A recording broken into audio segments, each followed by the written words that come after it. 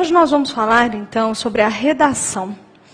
A prova de redação em qualquer concurso, ela causa uma grande ansiedade. Mas o primeiro ponto de importância na redação é a gente conhecer bem o edital, para saber exatamente o que nos vai ser exigido.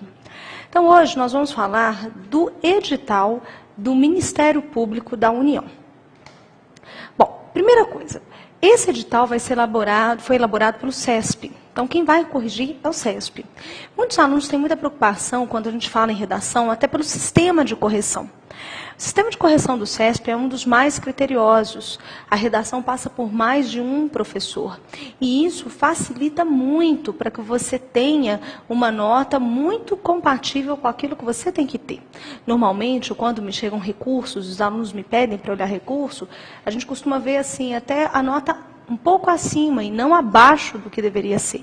É muito incomum a gente ter uma nota assim, você fala, olha, tinha que ter tirado uma nota bem maior. Pode até acontecer, mas é muito raro. Os critérios de correção do CESP são muito rígidos e eles são treinados, os corretores são muito bem treinados para fazer a correção.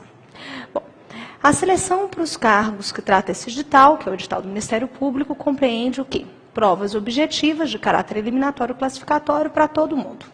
E a prova discursiva, que é o que nos interessa. Então, eu fui escolhendo alguns pontos do edital, vocês vão ver aí que eu fiz questão de numerar, para que vocês possam olhar no edital. Mas a gente vai pegar exatamente no edital os pontos que interessam para a prova discursiva. E a primeira coisa que nós temos aí na letra B do edital e que nos interessa é falar que ele é de caráter eliminatório classificatório. Por que isso interessa tanto? Em termos práticos, gente, nós vamos ter, em alguns cargos, por exemplo, no técnico, 60 questões na prova objetiva. Na parte básica, 90 na específica, ou seja, 150 itens, cada um valendo um ponto. A redação, nós vamos ver um pouco à frente, mas ela vai valer 10 pontos. Então, a pessoa pensa assim, eu não preciso estudar muita coisa de redação. Porque se eu tenho 150 itens, portanto, 150 pontos, e tenho 10 pontos só de redação, não vai fazer muita diferença. 10 pontos eu consigo até na prova objetiva. O problema é ela ser de caráter eliminatório. O classificatório, como estou explicando, nesse caso não é nem tão relevante. Se, por exemplo, dos 150 itens eu consegui fazer 100 e a minha colega fez 120 e eu tirei 10 na redação, e ela, se não fosse eliminatória, ela tenha tirado 0, por exemplo, a nossa diferença de ponto ainda seria assim, grande, ela teria 10 pontos a mais na objetiva. O problema é que, mesmo que ela tirasse 120 itens e eu 100, mas se eu tirasse 10 pontos na redação e ela 0, ela mesmo com 120 itens seria eliminada. E aí é que vem a questão. É comum no CESP haver pessoas que são eliminadas em redação. E nesse ponto a gente tem que pensar muito, porque nos faz estudar a redação, sim, e com muito cuidado. Então, todos os cargos do Ministério Público de técnico e a maioria dos analistas, todos os analistas, você vai ter redação. O que você não vai ter? O técnico de apoio em segurança, técnico de apoio em transporte. Com exceção desses dois técnicos, todos os analistas e os outros técnicos, todos terão redação. Bom, pensando nas partes específicas, o edital me fala o seguinte: será aplicado o exame de habilidade e conhecimento mediante prova objetiva e discursiva. As provas objetivas e prova discursiva para os cargos de analista terão a duração de 5 horas, serão aplicadas na data tal. 5 horas de redação, 5 horas de prova em termos práticos, significa 4 horas para você fazer a prova objetiva e 1 hora para fazer a redação. Então, muita gente me pergunta, fala disso, me pergunta isso, olha, quanto tempo eu tenho para redação? O ideal, o tempo que o CESP deixou para que a gente pudesse fazer a redação é de 1 hora. Essa 1 hora você vai dividir em uns 5 a 10 minutos para entender bem o tema. Isso é de extrema importância, a gente vai falar disso lá para frente. Depois, você vai ter que ter uma meia hora para fazer o rascunhão e o restante para passar a limpo.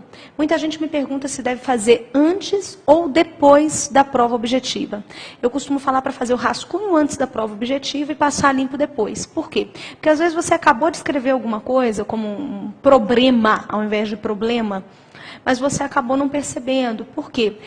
Porque você estava lendo e para você estava problema ali, estava escrito adequadamente. Quando você faz a prova objetiva ali no meio, e o tempo vai passando ali, você vai esquecendo da redação, você acaba, na hora que volta para passar limpo, enxergando esses erros gramaticais.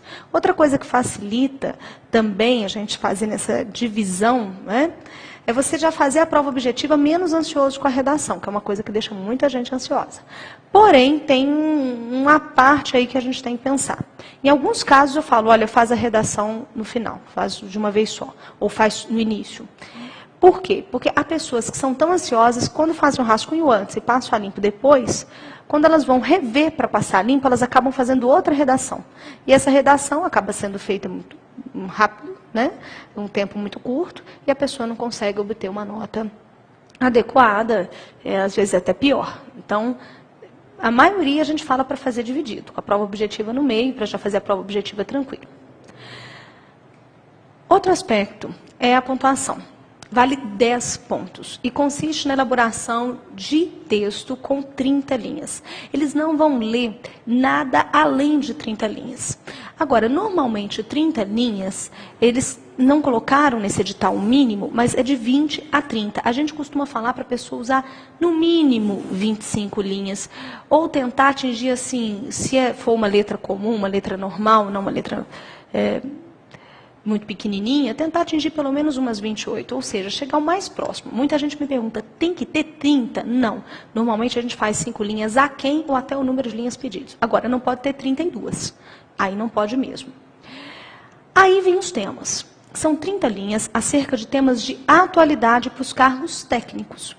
Aí o pessoal me fala, o que é atualidade? É tudo. Já caiu, eu já te peguei prova de UNB que falou assim, fale do Oriente Médio, abordando posições assumidas por Israel, fatores econômicos, grupos religiosos. E já peguei temas da UNB, como por exemplo uma que ela fez para o PRF, que perguntava, era uma pergunta, será que o grande problema das cidades é a superpopulação? E a pessoa tinha que no texto responder. Então vai desde o número de pessoas, aquecimento global, globalização, até mesmo uma parte como o Oriente Médio. E isso não caiu para um cargo, para alguém que fosse fazer uma prova, por exemplo, para trabalhar no Ministério Exterior. Não tem isso. Ah, vai trabalhar com os diplomatas? Não. Era uma prova comum. Então, assim, atualidade é atualidade mesmo. Eu costumo falar que tudo aquilo que pode cair em termos de tema num vestibular, também pode cair numa prova dessa de concurso, quando você pensa em atualidade. Agora, para os cargos de analista, são partes específicas. Então, no finalzinho, eu peguei um exemplo para a gente poder conversar e ver como que eles podem pedir isso para o analista. Já para o técnico, eu também vou fazer uma parte com algumas especificidades dos temas pedidos pela UNB. Então, lá na frente, vocês vão ter esse estudo. Mas mesmo para os analistas, eu acho que vale a pena ver pelo menos um pedacinho disso, porque dá para a pessoa ter uma noção do como que eles articulam e organizam os temas dados. A prova discursiva tem o objetivo de avaliar o quê? 3 coisas.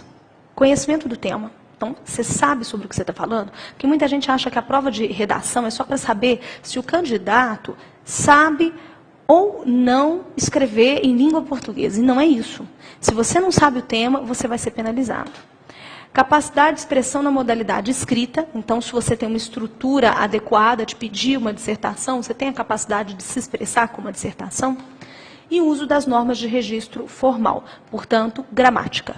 Análise de gramática. Eu sempre falo para os meus alunos, e isso que vai estar no item 8.2 e que a gente topicalizou para vocês enxergarem, mas assim, isso é geral em redação. Você tem que ter 3 coisas. Eu não escrevo sobre o que eu não sei.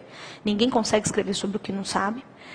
Eu não consigo escrever se eu sei o assunto, mas não sei estruturar aquele tema mesmo que eu citei do Oriente Médio. Eu já peguei professor de história tirando nota baixíssima nesse tema. Ele sabia o conteúdo, mas não sabia estruturar o texto. Então, também não resolve. Mas também, se eu sei estruturar, se eu conheço o tema, mas eu estou escrevendo casa com Z, com certeza eles não vão me deixar passar. Então, são 3 características que a gente sempre precisa para fazer uma boa redação, assim, em termos iniciais. Conhecer a estrutura pedida, o conteúdo, e por isso é importante ler muito. A UNB, eu sempre falo isso, que o CESP, né, que pertence à Universidade de Brasília, eles não gostam do candidato viseira, aquele candidato tem direito. Eles querem uma visão mais abrangente, né? Então, ler bastante e ter uma boa estrutura, sim, de escrita, uma estrutura gramatical, saber ortografia, pontuação, concordância e regência.